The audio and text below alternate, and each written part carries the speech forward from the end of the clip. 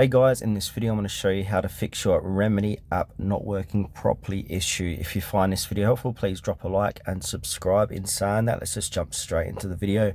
Alright, so there's a few ways to fix this problem. So the first way is to make sure your Remini app is up to date.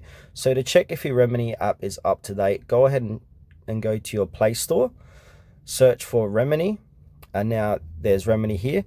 If it says update, go ahead and update it and then open up your Remini app to see if that has fixed your problem. The next solution is to click and hold down the Remini app on your phone and then click on the little I for app info.